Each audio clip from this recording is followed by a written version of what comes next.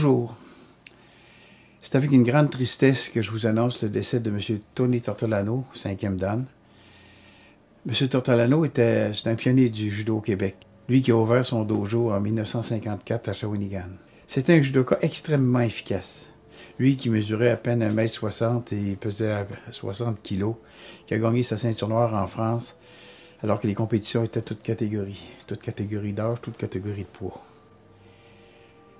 Ceux qui l'ont connu savent, ses balayages étaient extraordinaires. Au Kura-Shibarai, des Hashibarai, là, je me souviens des années 70, lorsque j'étais moi-même au meilleur de ma forme et sur l'équipe nationale. On faisait au moins un randonnée par année.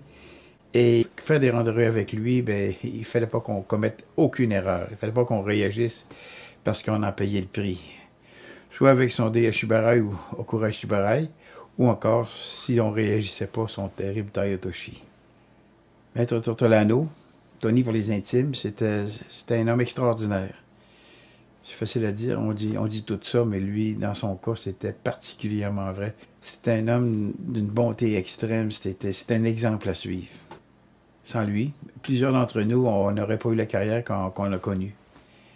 Il a été le professeur de mon prof, M. Jacques Tremblay, comme il a été le professeur de Yves Landry.